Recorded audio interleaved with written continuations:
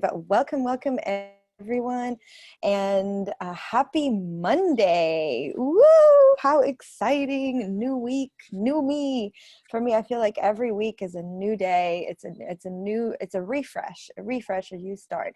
So I'm very excited about today, and I'm excited about today's call with Peter. Hi, Peter.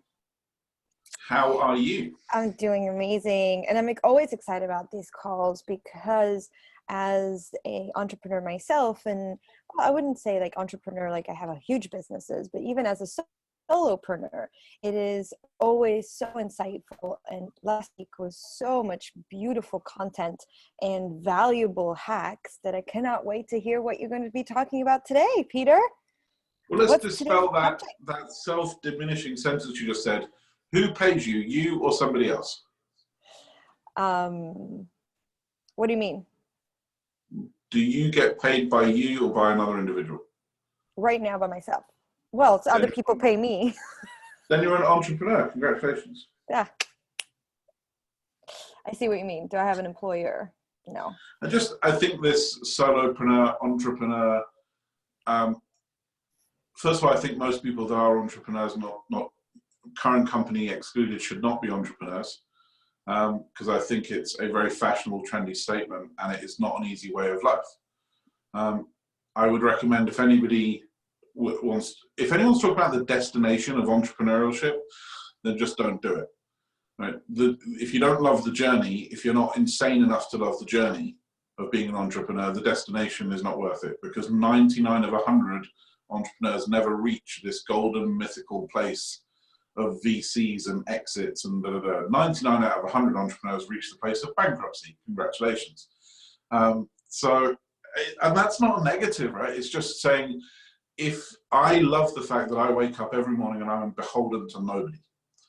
I love the fact that I can fire any of my clients whenever I choose. I love this fact. Right? I don't want to fire any of them. I love the people I work with, but I love having the freedom to be able to do so if I choose to. And that is something that's very, very important to me. But the destination, you would be much better going and getting a job if you want to end up with some kind of material wealth. So with that being said, how do we support these wonderful entrepreneurs? And I got really jealous of you, Jess, yesterday with your whiteboard session. I was like, yeah, that's so much fun. I want to do that again. So guess what? Ta-da! Yay! I love it. I took that from you. You taught me how to use that. I kind of took it from cool. you. I love it. Isn't it so cool? I get excited about all this technology and all these things that we can use and gadgets. I get excited about it. To each our own. And I am in the list as well. So we're going to focus on something called getting things done. Ooh, we like that. Yeah, we like getting things done. It's called GTD. And it was invented by somebody, or put together by somebody, I believe, called David Allen. Okay. And it falls down, it's basically a three-step process that you can apply to pretty much everything you need to do. Step one, do it. And we talked about this in one of our group calls that went off topic. Basically, I ended up hosting an angel call, so it was nothing to do with what the angel call should be. So we ended up talking about this, and people found it really valuable, so I thought we'd do it again. So do it. The test for do it is it less than 5 minutes? Okay, so if something hits your desk and it takes less than 5 minutes, do it. Okay? If it isn't less than 5 minutes, you go to the next step.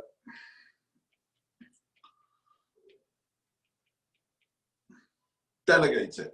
Now that can be upwards or downwards delegation. Delegate does not infer a seniority.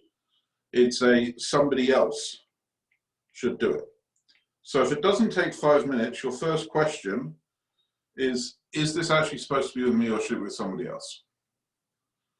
Okay, and if it is, you then hand it to them. And the last step, if you can't do it or delegate it, you defer it. Which means you plan when it's going to happen in your timetable, next to your priorities. not next to somebody else's. Now, that is kind of as simple as it is. It's really not that complicated a process, which is why I like it so much. But there's some bits inside it, which is, one thing is, let's just scrub that one now. And let's go to a new one. Okay. Which is, everything should all come into the same system.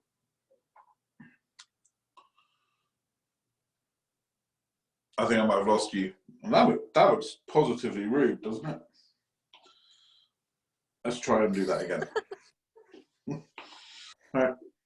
Everything should come into the same system. So everything should come in.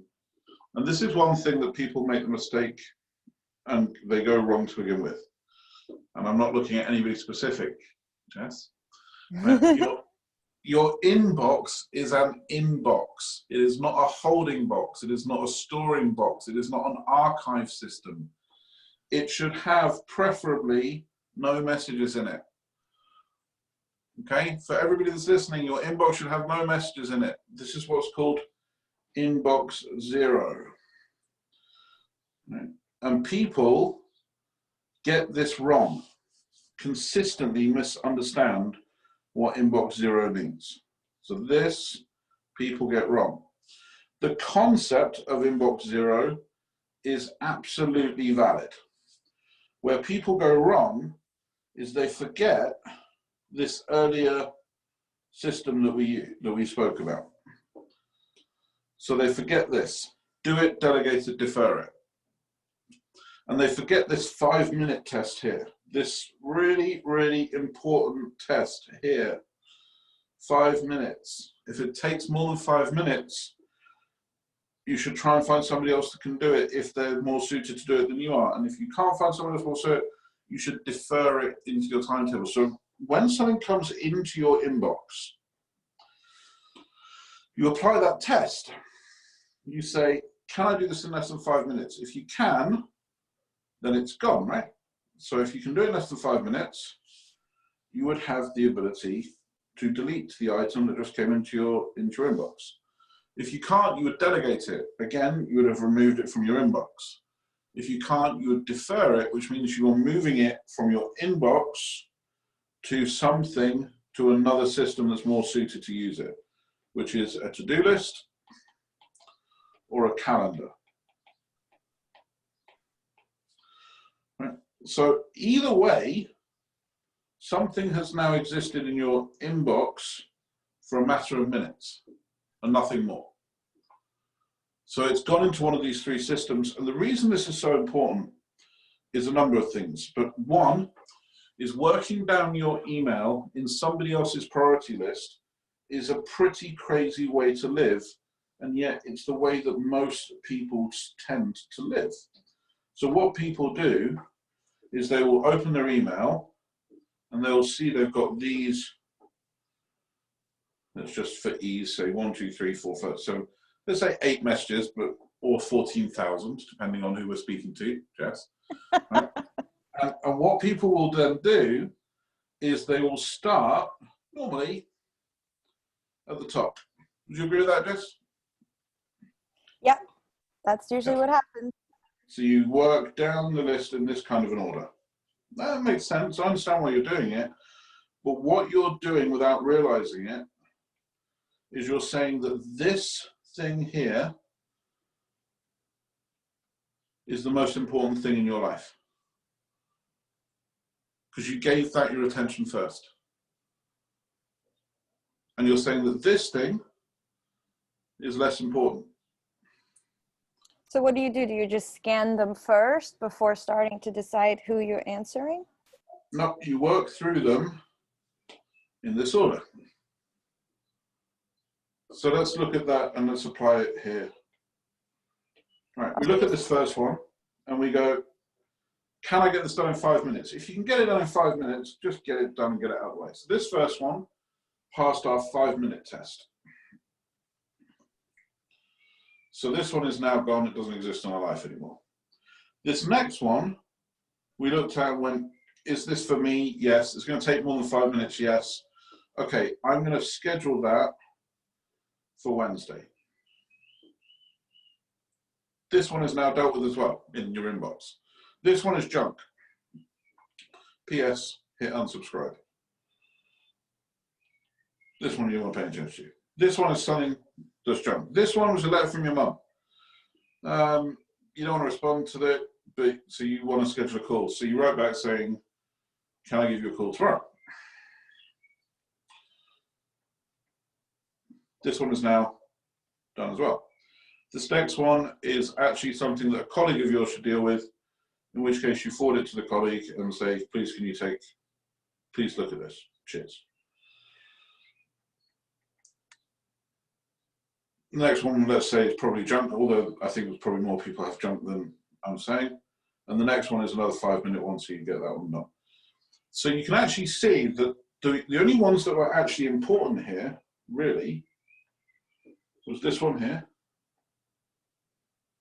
and this one here, which is something for business that I need to do on Wednesday and calling my mum tomorrow, which will be Tuesday. So both of those would then move onto a different system, and my email is now empty. But that process is going to take all of about 10 minutes, 10 minutes. Well, if you're doing 2, that takes 5 minutes. That's already 10 minutes. And then the others, so yeah, you're at 15 minutes. Yeah, but you're now giving yourself, instead of getting chewed up on this first one here, see this second one that was a Wednesday? If that was a 2-hour task and you'd done that now, you'd have never seen the fact that you need to call your mum tomorrow. So I have a quick question on that. What I have a tendency of thinking things will take 5 minutes and they take an hour, and then they end up taking an hour. So what do you do like when you catch yourself like, oh my goodness, I'm already 10 minutes in, then you schedule it? Reframe your test in your brain to a 5-second test instead of a 5-minute test. What do you mean? The 5-minute test is supposed to be, that's great, cheers. So the guy that works on our videos, for example, sent me an email saying, can we put together some guidelines for people when they're doing calls as to regards to lighting, etc. And then we can issue to people. Yeah. To which I replied and reverted it back to him. I delegated it back to him. Yeah, you said, can you do a Google Docs and put that? Yeah, I said, sounds great. Please put the doc together and send it over. Right, so that is a 5-second job to and this is something, if you're in a leadership position, you have to do all the time, because people don't have the confidence for themselves forward. The person we're talking about is an amazing part of our team, but he's asking me to issue guidelines for how we should do it. I'm like, what? No, you're the video guy. If you're telling me that people need to follow some guidelines, then they need to follow some guidelines. So write them. I know that I'll need to top and tailor it to put it into a language I'd be comfortable sharing it with people that we're going to do interviews with. So I've still kept control of it, but essentially I've delegated it back to him, and it took 5 seconds, and it's just off the list. Thanks very much. Absolutely awesome idea. Look forward to your document. Cheers. Right? And if you look down your list, so when I say 5 minutes, if it helps you more, think of it as 5 seconds.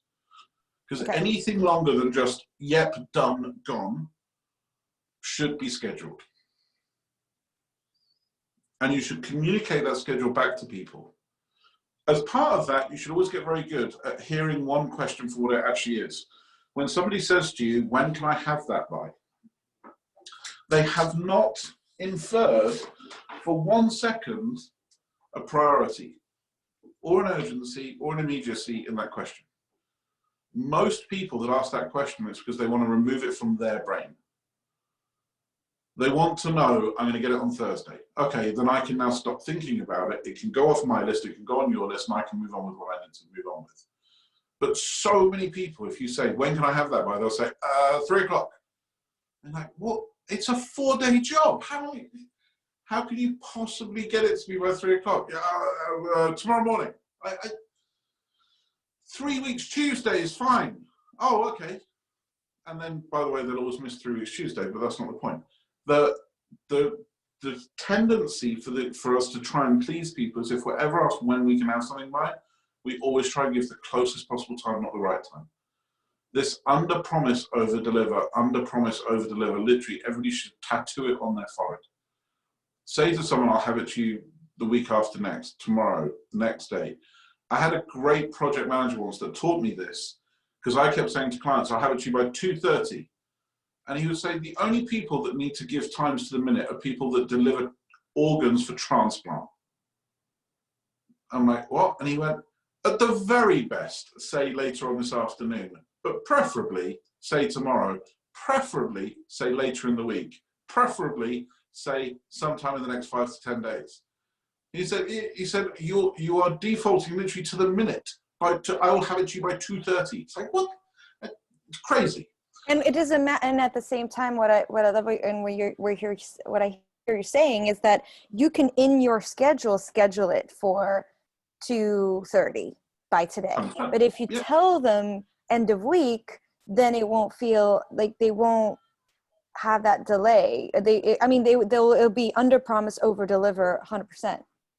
Yeah, and it will lead you to a better place. And it will lead them to a better place. And if you see a facial reaction or a vocal reaction, you go, does that not work? And they go, well, I really need it soon. You go, okay, well, it's then fine. That's different. I'm not saying deliberately delay everything. If you can hit other people's expectations, you can work within their schedule, that's fantastic. I'm just saying don't work within this false schedule, because you are guaranteed to upset people and stress yourself out. Awesome. So we touched base on a couple things since you started sharing, and I really find that content valuable, what you just shared about zero inbox, and and I have an amazing software that allows me to snooze emails, to even comment, share, like even instead of forwarding, if it's in the same team, I can comment, it's at chat, mention somebody on the emails, and it's got like a chat feature, and snooze it. So it's made for zero inbox. So it's motivating me, and I know what I'm going to do the rest of the afternoon. Okay, so for anybody that hasn't applied the zero inbox tool, right, philosophy, here's my advice. If you've got like a Gmail where you've got 50 messages and then the rest, archive everything apart from the top 50. Just literally archive them all. Right? Because people say, no, I need to go through them. It's like, you're never going to do it. If you've got too many, you're never, ever going to do it. So rip the Band-Aid off now, get the slap on your wrist from me, shame on you, accept the medicine, archive them all. You will annoy a couple of people because you'll have missed some stuff, but you'll give yourself a free canvas with which to go forward this week. That will give you and your network far more power than consistently being bogged down. I remember one day when I was, just before I had a stroke, I mean, that's not a coincidence, I got 212 emails in the morning. And that's after spam, mailers, etc. 212 pieces of legitimate communication that needed my attention, or to read them, or to do something. And I looked at them and just archived them all.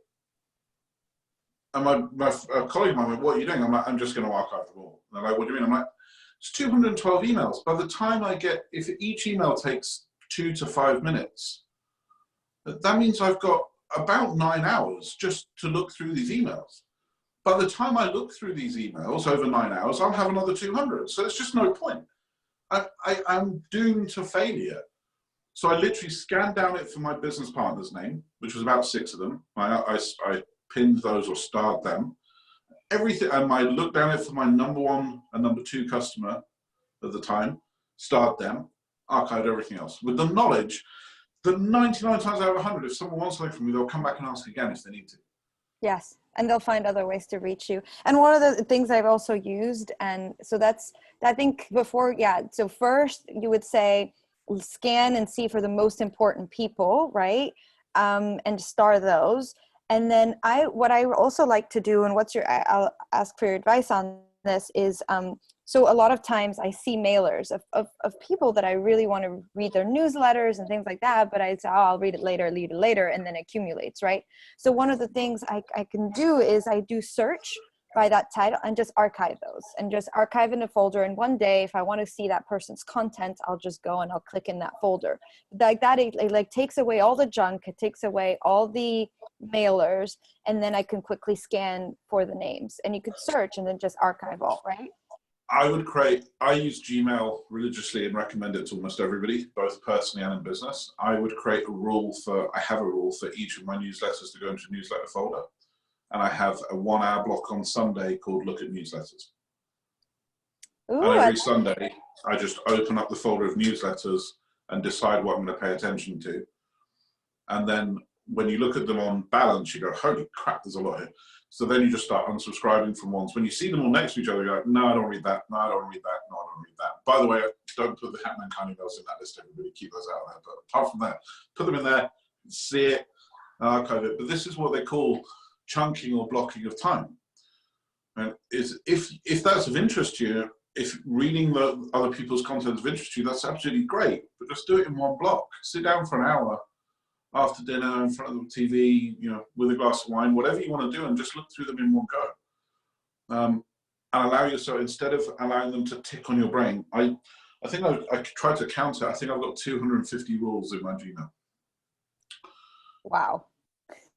Because if I see something in there that I didn't want in there, then I'll just create a rule for it, or I'll unsubscribe from it, or I'll automatically archive it. Because there's so much coming at you that if you don't control it on the input, you're gonna drown, and you're gonna end up with 14,000 messages in your inbox, and you're gonna miss the 3 that are important to you. It's not a question of willpower, it's a question of fact. If you have your signal to noise ratio, if you don't control the emails coming in or automatically archive them, is insane. I mean, when I'm using this 14,000 example, I'm not looking at anyone specific, but there's a lot of people in this world that have literally over 10,000 emails in their inbox. Yeah, and about I'm totally guilty, and I know you were saying you weren't looking at anyone specific. And I don't know what you mean. And I have about like 10 inboxes, and I remember us talking about it when first times we met and at conferences, and I even said, like, I don't even like answering emails, especially like it's so overwhelming, and the amount of people I have on my coaching business and my mailing list. Every time I sent an email out, it's just an overwhelming amount of people writing to me. And you had an incredible advice that was so brilliant. You just said, put an autoresponder and say, I don't monitor this email. For anything urgent, contact the IT department, like a support or a virtual assistant. And then I will be on every Friday at so and time, like whatever it is, time, or twice a week, or whatever it is, during an hour, I'll be live, join the Zoom call, come and ask your questions live. And that, for me, I was just like, I can totally do that. I can sit there and just have people ask me questions if they have questions. So for me, that was such great advice. And just for everybody listening to it, that is not the optimal way to do it. But it's important, and I'm glad you brought it up because it's a great example. Lean into your strengths and don't try and accommodate for your weaknesses, right? And this is very, very contrary advice. Most people spend all their time working on their flaws. When it comes to being an entrepreneur, lean into your strengths, right? So if your strength is lives, then do lives. Right? I would much prefer people to answer those emails. That is the better way to do it. But if you're not going to answer them, having them and not answering them is much worse than just not having them at all.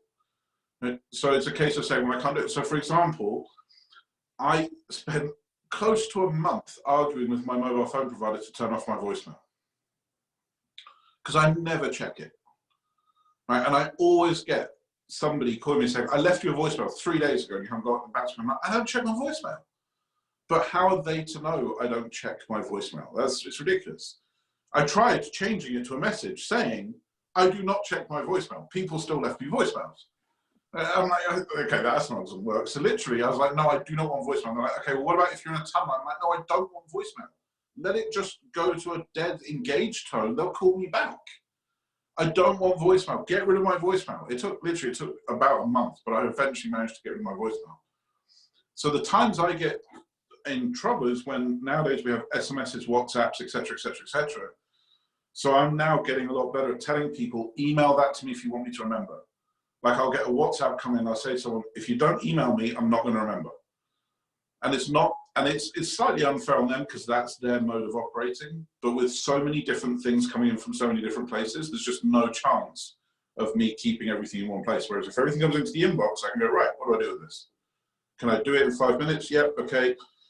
Can somebody else do this for me? No, okay, right, then I need to defer it. And if I defer it to next Thursday, I'll reply to them saying, hi Jess, thanks for this. Just so you know, I've got this scheduled for Thursday. Cheers, bye. And just rapidly going through it. Now, there's another thing I wanted to bring up on this, which is one of the killer questions that will cock up everything you do when you try and defer work to other people, which is the following sentence saying, can you have this to me by Tuesday? Right. People are programmed to please. So if you say, can I have this by Tuesday? And again, I could dig out the study. It's been proven that it's somewhere along the lines of 90% of the time you'll hear the word yes, and only 10% of the time will it actually be doable and practical and achievable. Right? You need to say the sentence is said, when can I have this by? Right? And if you are in the position where you need it by Tuesday and you haven't given the person enough time, nor fool you. But if you say to someone, when can I have this by, and they say Thursday, you can then say, okay, because of some external client pressures, I can't, Tuesday would be absolutely ideal.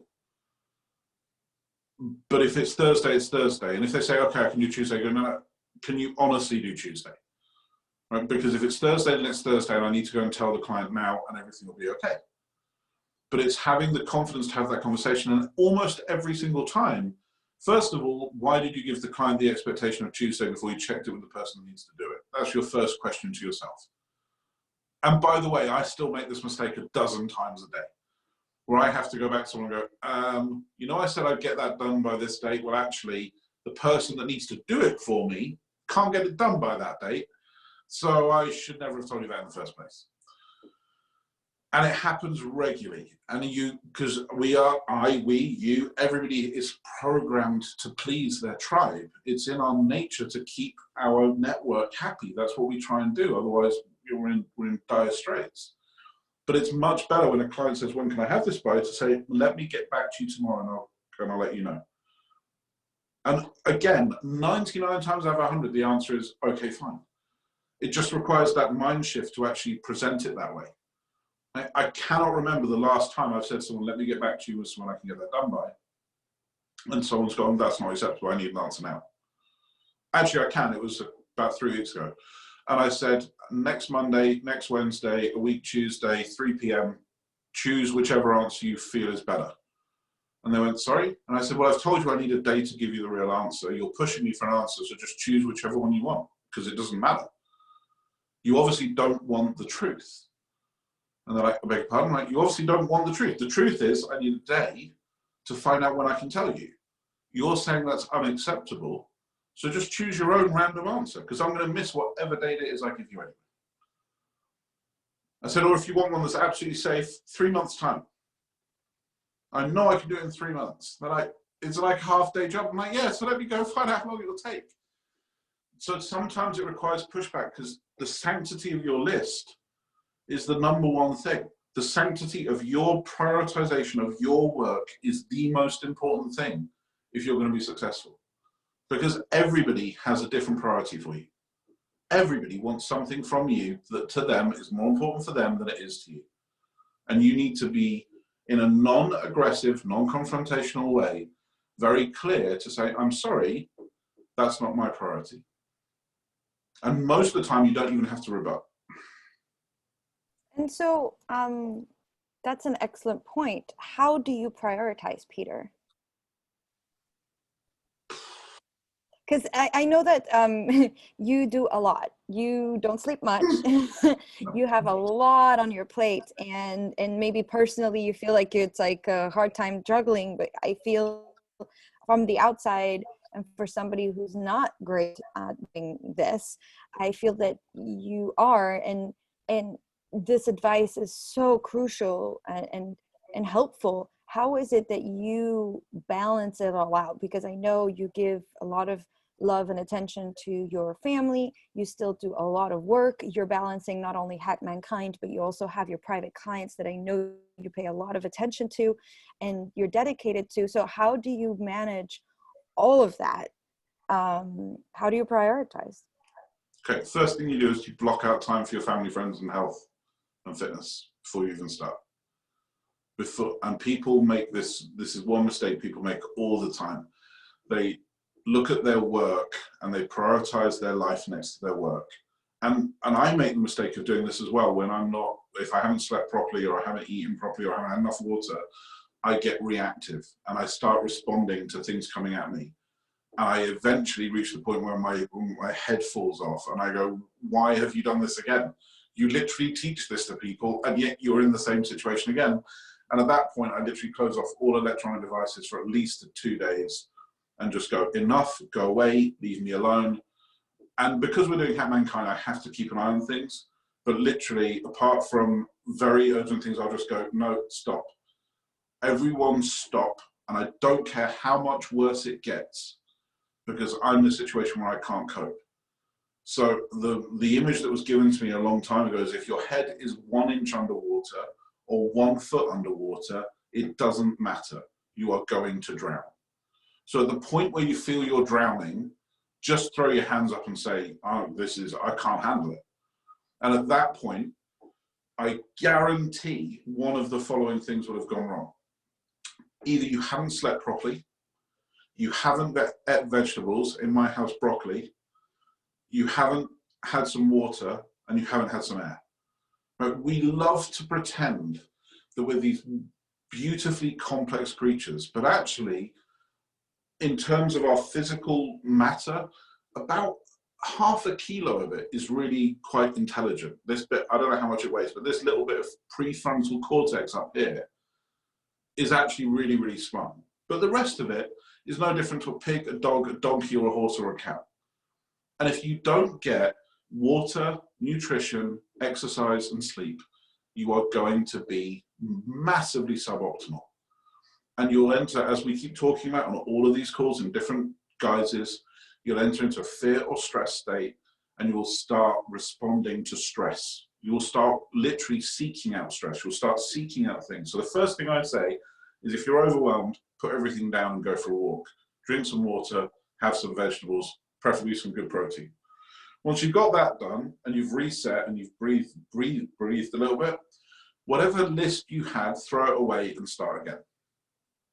I constantly remake my lists. I don't want to share this screen with you as a screenshot because I don't want people to read it because it's not for external, but it's worth seeing what I'm kind of talking about.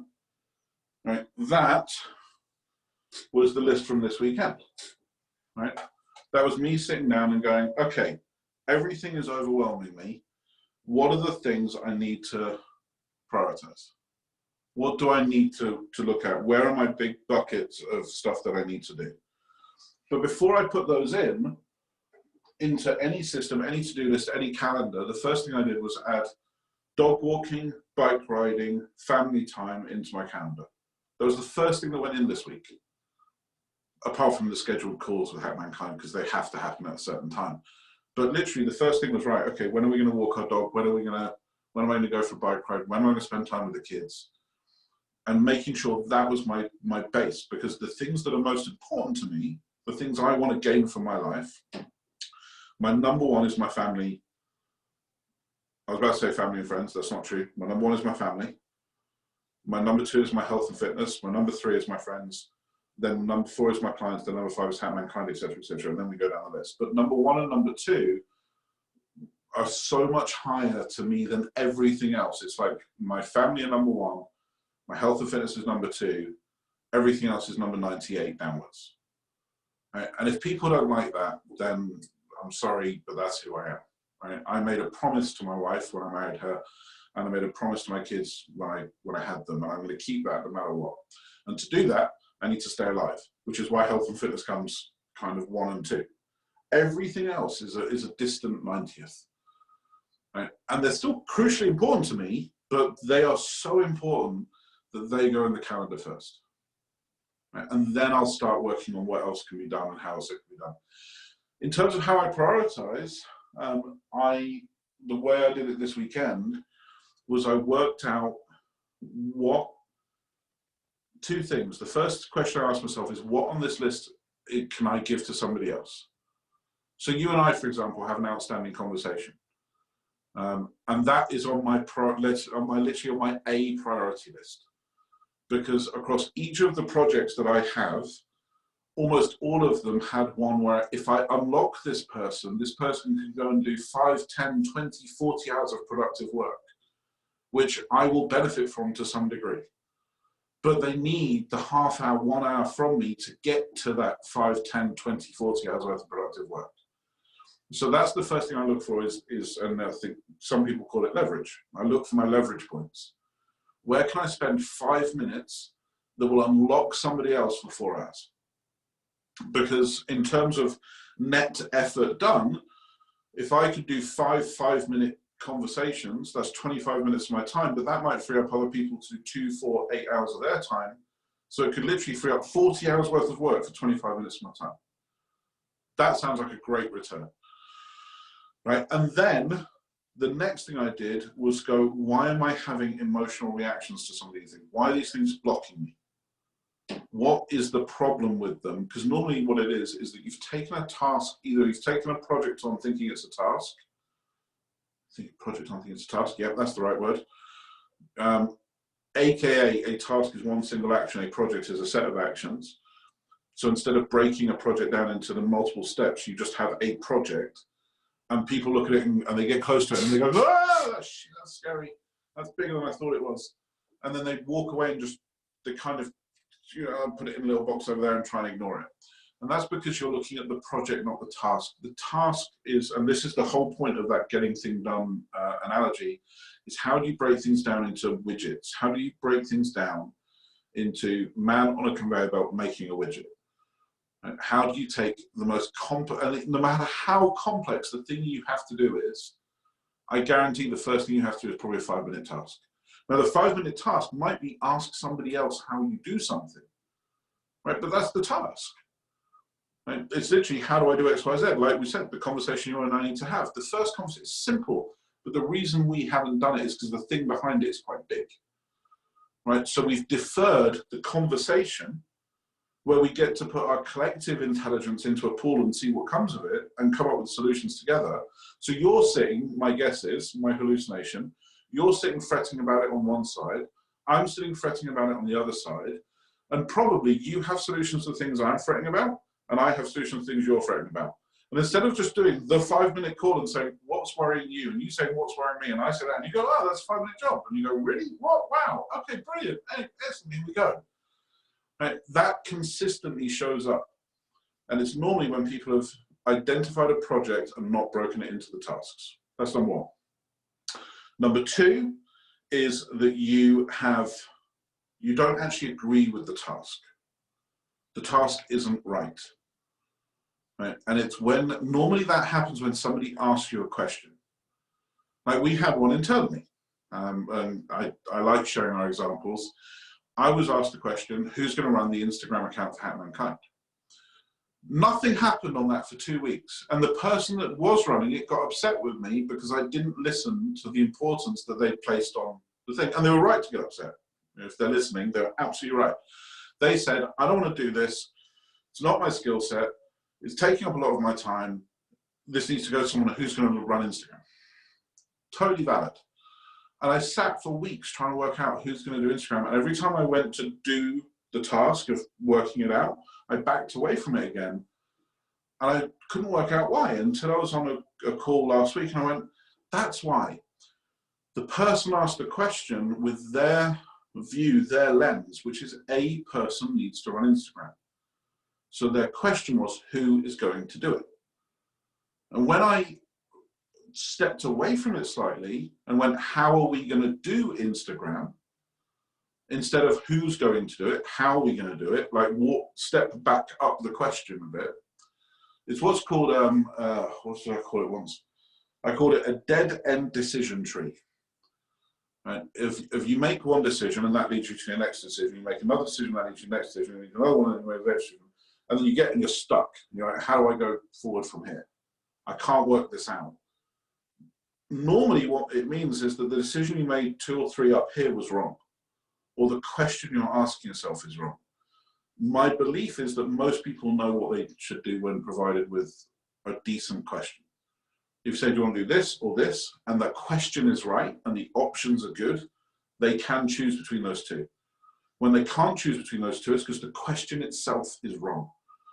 And this goes to the questions that we ask ourselves too. Like so many times 100%. we ask ourselves the question, and the quality of our questions determine the quality of the outcome.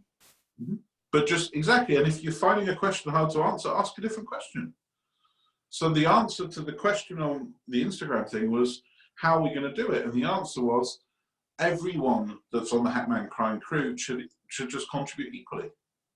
And then it's no longer a job. It's no longer 5 to 10 hours. It's just going to add her input, I can add my input, which is the whole ethos of Hackman Crime, was that we have different people with different views that all come from the same place, all come from love, and all come from helping people and removing fear and misinformation, all that wonderful stuff we say. But instead of having a one-person kind of conduit of just allowing 5 or 6, 7 different people to do it, it becomes a lot easier. And again, there's no fault on the person that asked it, because from their perspective, it was the right question. And I had ignored it. Because, no, that's not true. I didn't ignore it. I got close to it and backed off it because I didn't know the answer to it. And it's because the question itself was wrong. So the first prioritization is take things like your health, your fitness, your family, your friends, and block them out before you do anything else. Once you've done that, look along the list of where can you add leverage, where can you unlock other people, and where can you allow other people to be brilliant. And once you've done that, look at the things that are remaining and go, why is this blocking me? Why am I not able to do this? And it's probably because you've put a project in without breaking it into the tasks that need to be done. And if you don't know the tasks inside a project, it doesn't matter. Just do the first one. You don't need to map everything out unless you're in a position where you have to report it to somebody. Right? Often the first task is have a conversation, do research, look at this, look at that. It's often the first task. It's simple. But people get so caught up in trying to do all the other stuff or trying to understand the entire process before they've even started to understand something they've never done before. And then the last one is, get overwhelmed. If it's difficult to answer, you're getting the question wrong. And amazing. So that's how you prioritize. We are at the end of our call. We are. Oh my goodness, time's flying. I had other questions. Oh my goodness, we'll have to save this for next time. Because one of the things that you mentioned is once you have the email in your inbox 0 and you're prioritizing, you've got your to-do lists and you also have your scheduling. And I know that you use like a scheduling calendar where you send out the link, and you also have a really cool way of organizing your to-do, and that goes into much deeper. So maybe it's something we can review on our next call, or even I know you may be going deeper within your online course that you're going to be coming out really soon. Do you want to tell us a little bit about that before we go? Yeah, it is absolutely something that we're going to cover in the course. I wanted to show you something. I did actually prepare this for you. There you are. Can you see that? Yes. Right. That is what, with a little bit of anonymization, that's what my to-do list looks like. So each of these down here are projects. So each of those are the projects that I'm working on in the business, and then the personal one scroll off the bottom. So would you say one of the projects would be Hack Mankind, or you divide Hack Mankind into subcategories? Hack Mankind is it's actually worthy of going in its own business, personal Hack Mankind, but Hack Mankind is actually a project, sub-projects at the moment. And then that's currently the to-do list of today. And every morning, every evening, that's the last thing I do, is look at this list and make sure that the list for the next day is achievable and is in line with the goals that I'm trying to achieve. So this is a Bible by the morning. So can you repeat what you said about, so for example, Hack Mankind is quite a big project, right? We have different panelists, we have different things going on. For those who have been tuning in with us, you kind of see that there's different facets of what we're working in, and it's quite a large team. So can you just repeat, when it says business, and then it has all these little pink dots. Yeah, Is everything that's work is pink, everything that's personal is blue. So one of the pink dots would be Hack Mankind, for example. Yeah, it's that one there. Okay, cool. Um, And then and underneath that, there are sub-projects. oh, I see. Perfect. And then you categorize those sub-projects. Okay, that gives me more clarity. And then on the today, you have all the today. And then what's on the right side? It's blanked out, but I see there's different colors. So is it time? What does it give you on the right side? So this stuff here, yeah, this is the project from over here. So what I can do with this is I'll actually tell you what that stuff is there as well. So basically that will say, and that's the name of the project from here. Okay. So that will be that will be that will be that, if that makes sense. Yep, makes sense. And then the today, there are actual tasks and not projects. That there are tasks within those projects. Yeah, this is the list of stuff that's been assigned to be done today. Everything in there is the stuff that, and this is, by the way, that's the bit that, if you can see that, that's the amount of things that have been already done today. 17 tasks have been done today, and it's 5 o'clock. And I've got 1, 2, 3, 4, 5, 6, 7, 8, 9, 10 left.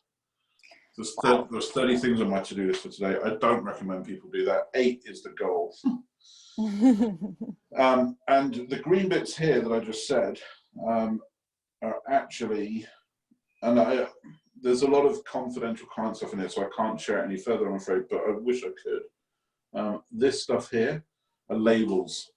So as well as having a project, there will also be a label like at Chase, at 5 minutes, at phone, at remote, at thinking. So I can also, instead of looking down it by project or by day, I can also, on this list here, it's actually just off the screen down here somewhere, I can say, just show me things that are phone call items, or just show me things where I'm looking to chase somebody else up.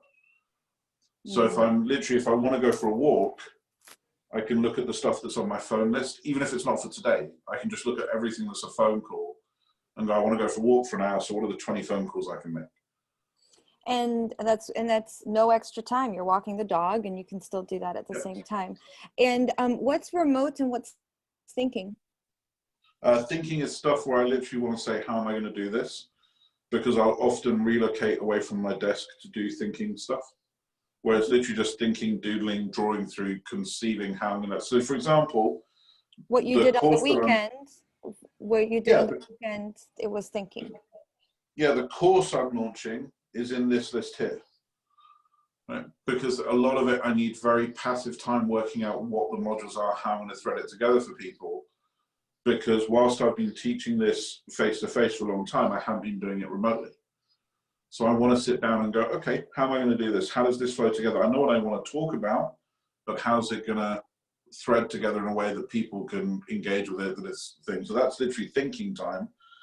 So that, when I look at the things I need to think about, I literally might have 4 or 5, and some of them might spring up. I'm like, oh, okay, I've got a thought on that. So it's just a way of organizing it so you can look back at it. The other thing I wanted to things that I don't need to be at my desk to do. So literally, things can have multiple labels. I can have stuff like this. I can have an item that is at Chase, at phone, at 5 minutes, at remote. I will often have multiple labels next to one thing, so that when I look back at it, I can go, okay, this is a phone thing, or this is a 5 minute thing. So I can look at all of, if I'm like trying to find some motivation, I open up this list.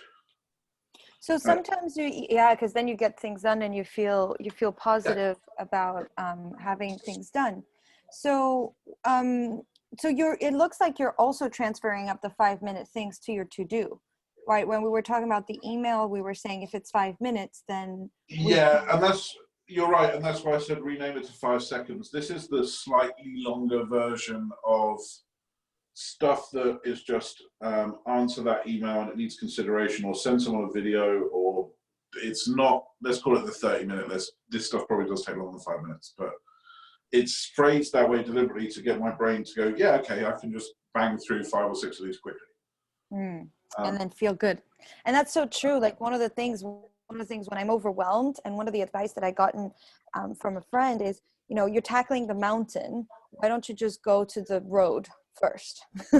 Just get out of bed and go to the road. Just step outside the house and just go outside instead of tackling the mountain. Just go outside, and then you'll find yourself halfway up the mountain before you know it. Yeah, because, and it feels good, 100%. And then this, I just wanted to show people as well, just quickly, this is my task, this is my calendar versus my to-do list for last week. So this here is 9 o'clock in the morning, and this here is 6 p.m. UK. And actually, down from here looks busier because I normally work more on American Eastern time than I do on British time. But you can see here, there's like very specific blocks.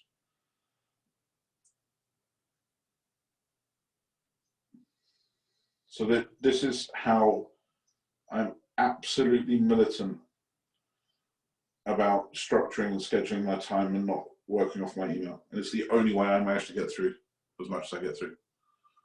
That's Friday, by the way. Busy.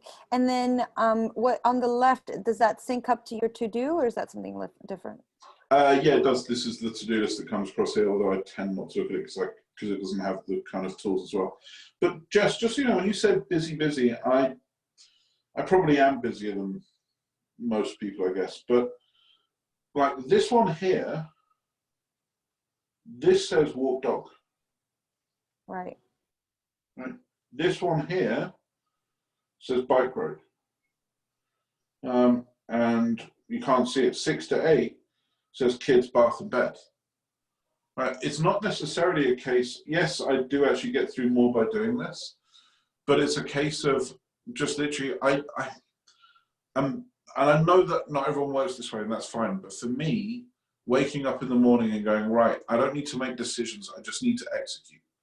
There are times when I need to sit back and think and chill and relax, and there are times when I just need to get things done. And 10 to 11, I need to do that. 11 to 12, I need to do that. Here's the 8 things I need to do. Sit down, get it done, close the machine, close the laptop, close the iPad, spend time with my kids. Thanks very much. Right. And to me, there is a freedom in doing it that way. Oh my goodness, so much I want to ask and go in more detail, and I'm so conscious of the time, because in literally 3 minutes we got our support calls for our VIPs that are signed up at www.hackmankind.com. If you haven't done so yet, please head on over there. It's just submitting your email and you will have backstage access. And Adam is on our Facebook saying breaking that down on another call would be amazing. There's a lot of detail on it. Peter, you are a beast. I try. And on that, I have another call in 2 minutes. So sadly, I won't be on the entry call today. So Jess, thank you very much. And for everybody that's watching this, as just said, hackmankind.com, blue box, put your email address in, you'll get free access for life. That will not go beyond the end of this week. So we hope that you take advantage while it's there. Bring your family, bring your friends. We've got some big changes coming up, which we're excited to share with you all. Yes. Jess, thank you so much for your time. Thank you. Take care. Thanks for tuning in. Bye. Cheers, everyone. Bye.